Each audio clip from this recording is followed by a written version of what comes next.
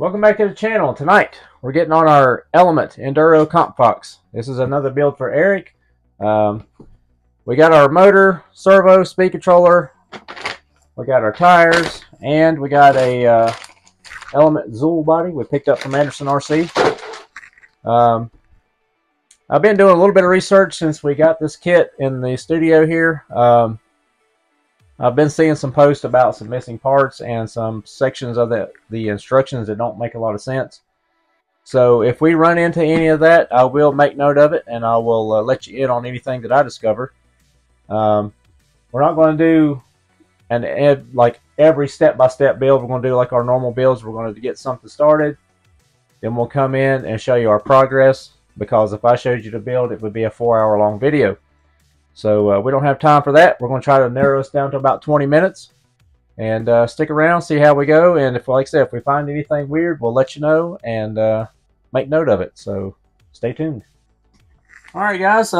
We're back in the shop. Like I said a couple days ago when we started this build, that I would not really do a full in-depth build, but show some progress as we go. And if I have run into any issues. So far, the only issue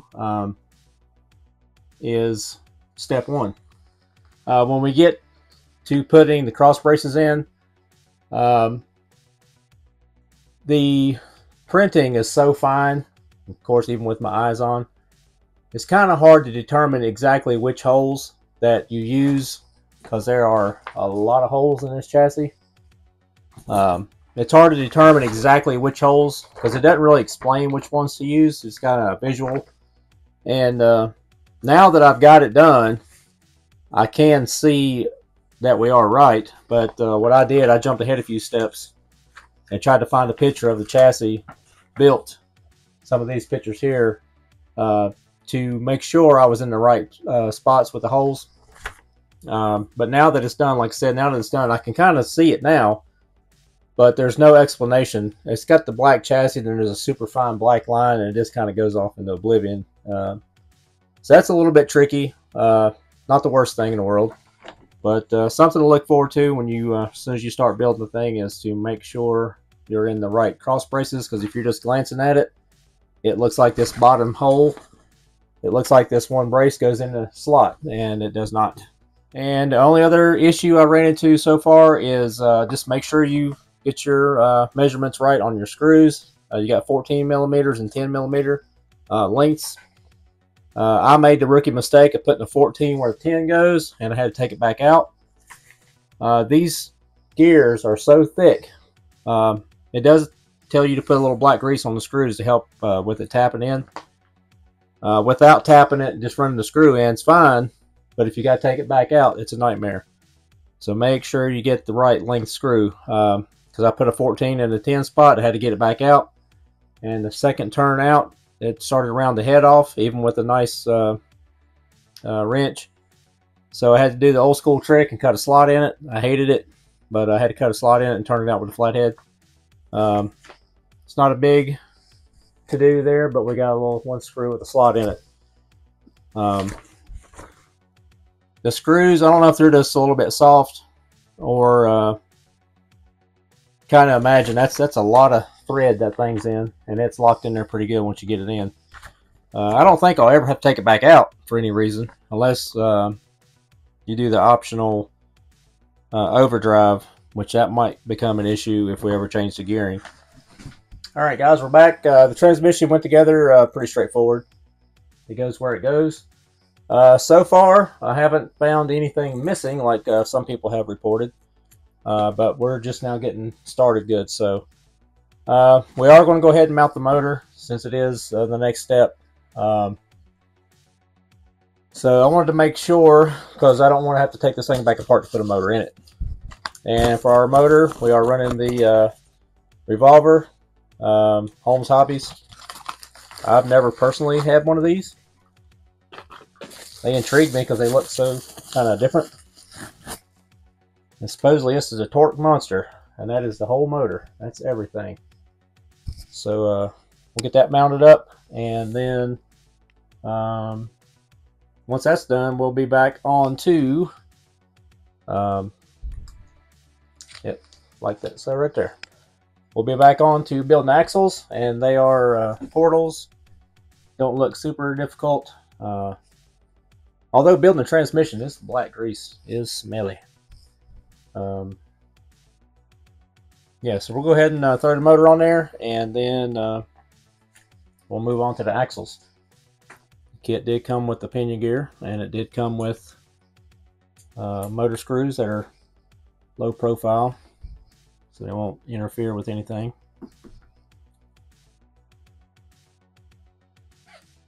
The only hiccup I've had so far was deciphering the picture on the screws on the chassis, and then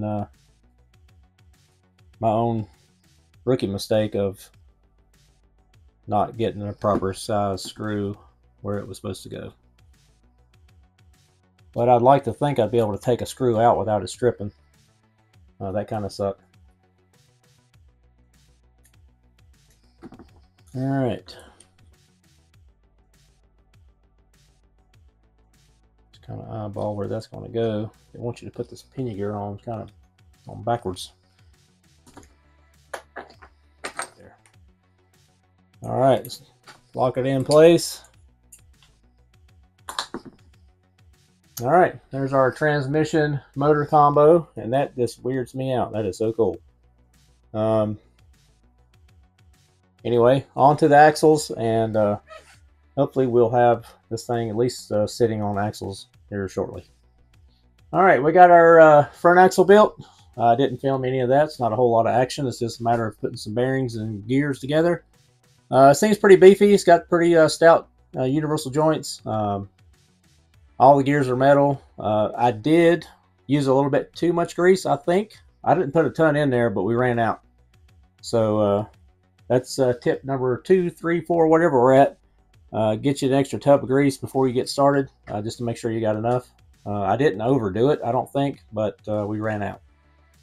Up next is installing the servo, and we got this Big Daddy Reefs 800. These things are awesome. A little pricey, but you pay to play with the crawler to get the good stuff. Next up is building another axle for the rear. Basically the same exact process, minus the servo mount and linkages. We do have a pair of pliers, linkage pliers, shop pliers. That makes life a little bit easier on the fingers anyways, building links. I want to get one of them little sockets. I think Vanquish makes one, a little socket that goes over the ball ends, and you can just turn them on by like a thumb screw. But anyway, once we get the axle built, once we get the linkages done, we're installing the axles onto the chassis, and we'll have a slider. And it looks like, yep, yeah. Once we get the linkages on, we actually have a slider. Then we put the transmission in. So let me get this servo on, and then we will continue this. I'm not going to hook the steering up because we got to set the steering. I don't have a servo tester either. So anyway, let me throw a servo on, build another axle, and we'll be right back.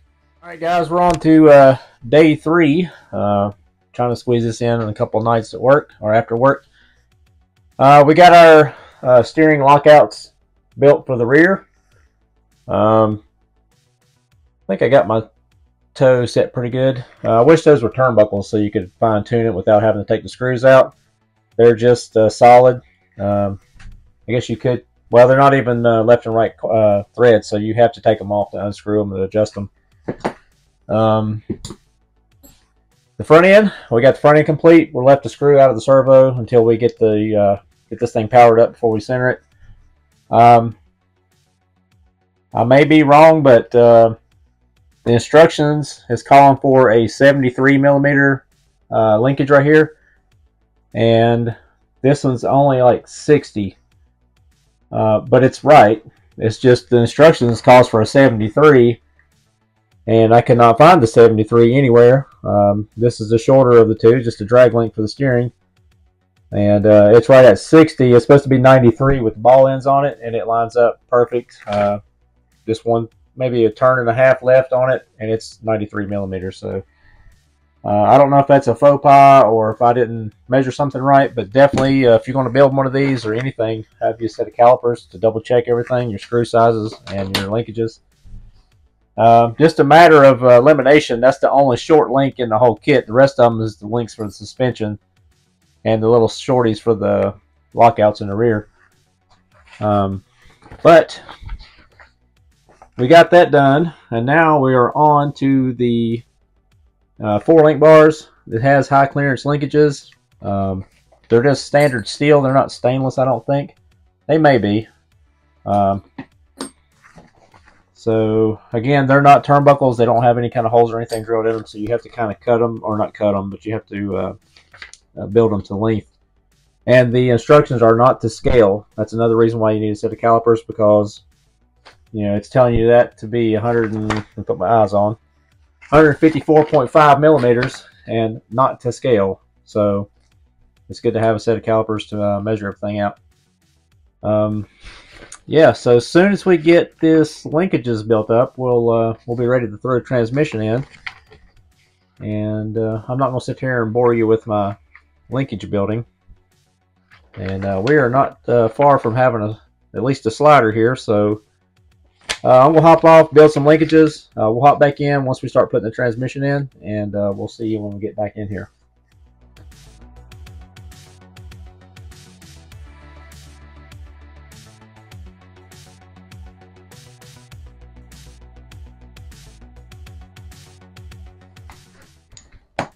Alright guys, we struggled through that a little bit.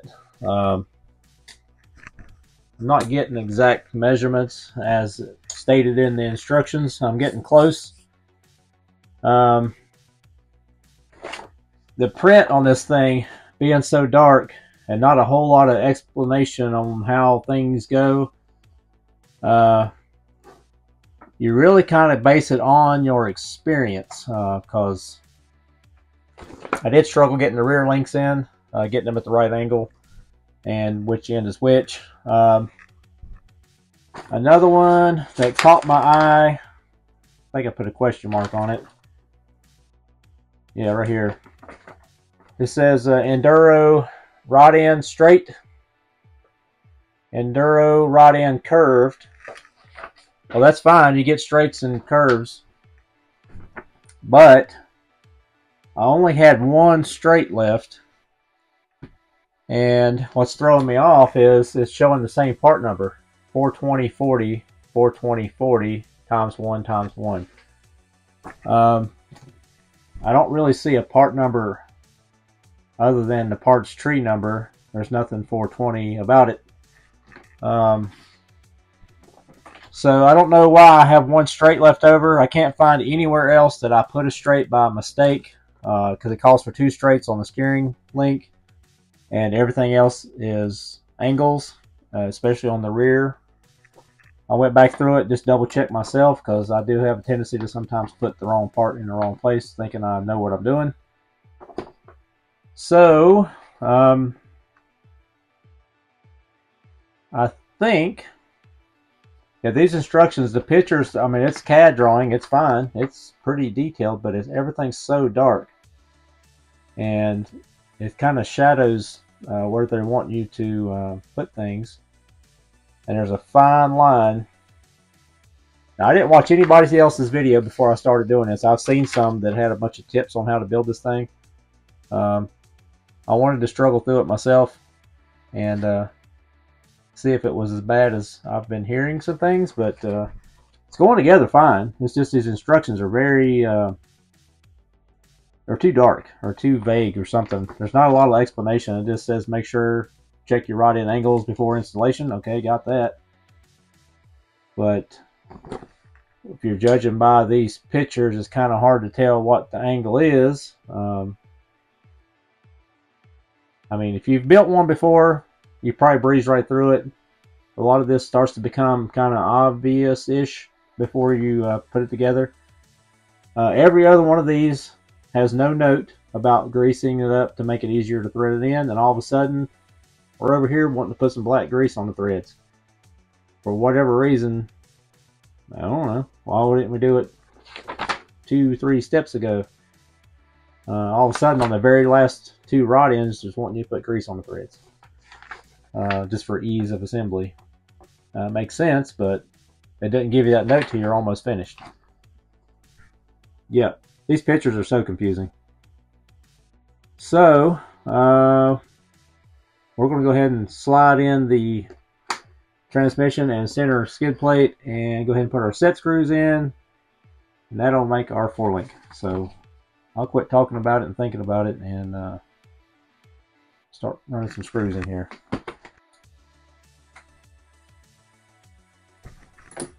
Alright, let's make room.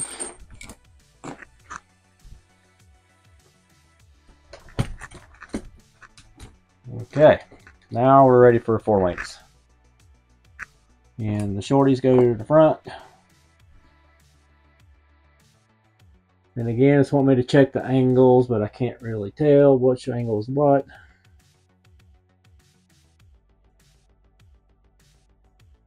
That kind of makes sense right there, so easy enough.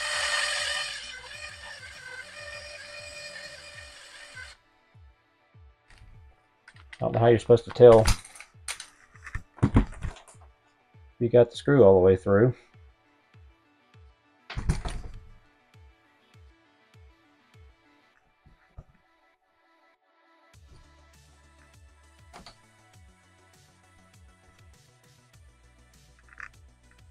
Is it going to stop?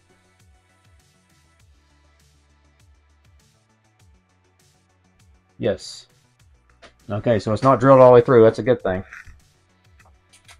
If not, you just keep on driving. Pro tip: if you're using a power tool, don't drive this thing till it stops, because you will, you may drill all the way through. So just get it to where the linkage is stopped, or the linkage is locked in place, and then finish it by hand.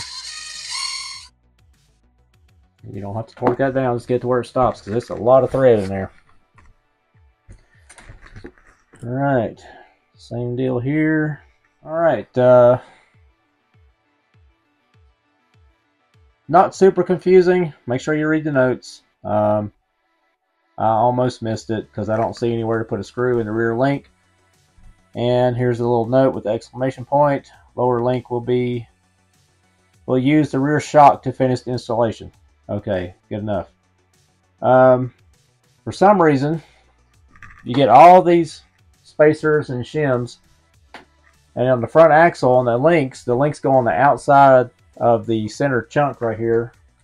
The links go on the outside of it, and it wants you to put 2 steel balls right here to fill the gap, and it's in that picture there.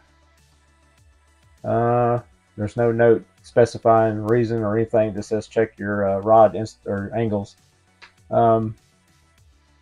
I'm short 1 ball, and I don't remember, I'm not saying I didn't, but I don't remember losing one or dropping one. I don't see why I can't use a couple of these spacers, because these spacers are the same thickness as those balls, give or take. There's enough spacers here I can make up the difference. There's all different shapes and sizes here. I need 1 ball. I don't have one for this rear link, and I cannot find it anywhere. So I'm thinking I'm going to rob that, and hopefully this don't come back to bite me. I hope these aren't needed for shock shims, but I got two parts trees of them. I understand putting the steel balls in the center for strength, so you don't crush them. And I am correct on the links being on the outside of the pumpkin, so that's just the way it is.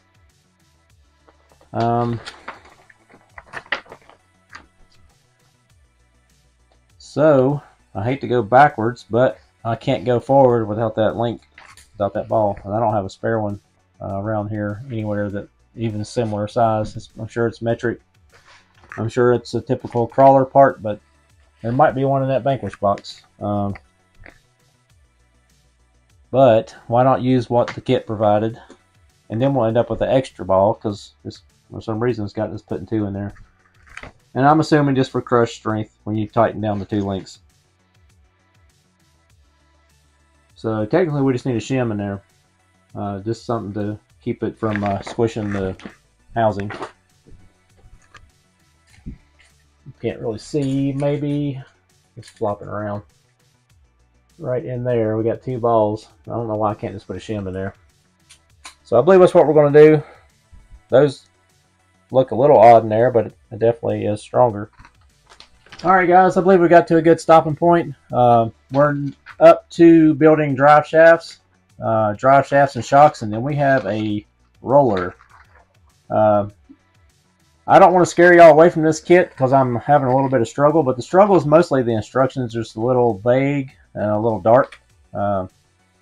Even with my eyeballs on here, I'm having a little bit of trouble deciphering which holes stuff goes in because there's so many options of other holes to use. We did solve our problem with the front. We took these 2 out. I measured the thickness of it, and I just compiled a couple of these shims that measured the same and put them in their place. I don't see any reason why that won't work. It's pretty solid in there. I had to basically kind of wedge it in there because it was so tight, so that's a good thing. I'd rather it be tight like that than having any room to flex. Sure enough, I'll probably find the other ball. If it was my fault, I'll probably find it when I get done. But for now, we got an extra one because all the linkages are done. Rear locked out, front steering's complete. Yeah, the only thing that I found that's really odd, well, confusing maybe, is the straight rod ends. I can't find anywhere that I used an extra one, and they were kind of unique. They were on one separate little section of this parts tree. These short ones are for your shocks, I believe, but all the angle ones were on the tree this way, and then the straight ones are this way. You had 2 straights for the front, and you're supposed to have 4 straights total, evidently, and I made it work without it. It was calling for straights in the rear. The angle ones work. Because right here on the steering, it's got the rod end straight. And then when you get to this rear link, Enduro rod end straight. So I couldn't find the 4th straight rod end. I have 1. And it's pretty obvious between the straight and the curved. And I cannot find it if I used it. Now, if I did, I would be the first one to admit if I did something wrong. But I went through all the ones that I did install, and they are all curved, except for the steering, of course. I got 2 straights in the steering. So, I don't know. It works with the curved ones in the rear. It's pretty close to the chassis. I can kind of see why you would want a straight right there, because a straight would go that way and it wouldn't be up against the chassis right here like this. But it's not really rubbing.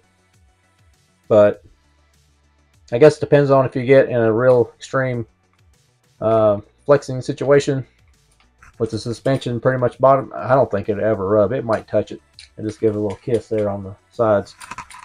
So I'm not too concerned about that. If it becomes the issue, we can always buy another set. But so up next, like I said, drive shafts, shocks, and then we got to build our other 2 wheels. I went ahead and built 2 of the wheels the other day just for a couple of pictures for the Instagram page. We're running the Vanquish wheels, Impact bronze. That bronze matches the pretty close. It's a little redder, and the Proline Aztecs. So I went ahead and built 2 of those. Those are pretty straightforward. Vanquish wheels, products, that stuff always goes together really easy. So not going to really film building wheels. So I'm going to quit talking for tonight. Wednesday video is going to be late, but that's okay. So stay tuned. And when we get back, I will I may do a little time lapse on these shocks and drive shafts. It's not a whole lot to see. It's just typical shock building. But anyways, until tomorrow, let's take a break. Alright, welcome back to my escape from reality. We're on day 4 now. Not that it's taken 4 days to build this, but we're only having a few hours in the evening after work to mess with it. Up next, we're going to do drive shafts. Nothing too fancy there. We did get some fresh thread lock. We learned our lesson on the last build. Our thread lock was a little thick. I got to wrap this video up. It's running a little bit long. So we're going to buzz through building the drive shafts, building the shocks. Stick around and let's knock this thing out.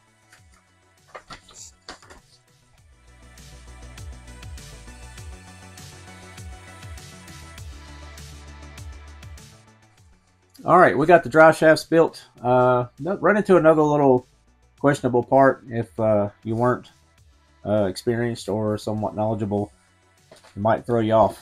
The drive shafts. It gives you all the lengths right here. You got 2 females, 33 for the front, and 2 females or front and rear, and then 2 females front and rear, 33, and then 2 male center sections, 48. Okay, that's fine. The front is 33 and 48. The rear drive shaft, if you look at the instructions, 33 and 48. That is not the case. This one's like 41 and the center section is a little over 60. Obviously, longer drive shaft because the back of the truck's longer. It's pretty obvious. The long one goes in the back, but there's just no notes of it. So, we're going to install those and we're going to be right back with some shocks. Alright, before we get too deep into the shocks, I got everything laid out, everything that was in the bag. And I have everything but this 3x5 by 0.03 washer. I don't know if it's plastic or supposed to be metal. It is not one of these because these are too big. It's a super thin little washer that goes on the bottom of the cap. I've looked sometimes in packaging, they'll end up somehow just from floating around, they'll end up in one of the shock bodies. Shock bodies are clean. They're not in the caps. All the black parts were on a parts tree. Hopefully, we will be okay without it. If we got shock oil all over the table tomorrow, then we'll know it didn't work. Alright guys, there's our completed chassis. Shocks installed. We got our body mounts on. I don't love the body mounts. They're easy to adjust because they're just mounted on pins. But also the fact that they're mounted on pins, they're a little shaky. And unless the body sits down tight on these top plates here, then it might tend to rattle. We're going to run the Zool body. So that will be the next video when we paint this body. We do have all the electronics for it. We've already got our motor installed and our Holmes Hobby revolver. And we got a Mamba XP controller to install. And we got our Reefs Raw 800 servo in. And we've got a new receiver in the box. It's got to power it all up and get the servo centered.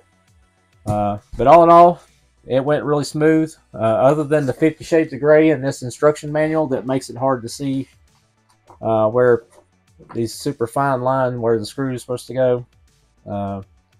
It all makes sense at the end if you've got a little bit of experience building kits. But if you don't, you might struggle a little bit. And a couple other little things I noted as I was going along there. But anyways, I'm going to finish these other 2 wheels, our Vanquish wheels, and get this thing on wheels, and we'll do a little spin around and wrap this thing up. Alright guys, that's a wrap for the video. Here it is with all its wheels and tires. The next time you see this will be a paint video. We're going to paint the body.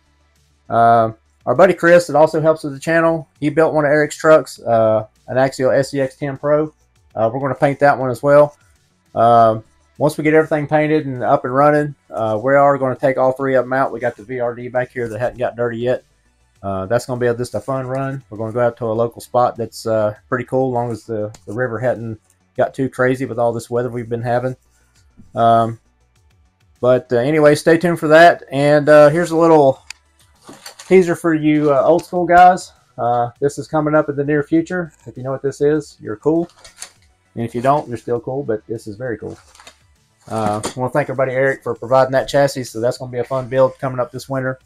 But anyways, that's it for today. And we will see you Sunday with our next project. Not sure what it is. It might be painting this body. So stay tuned for that. And we'll see you then. Thanks.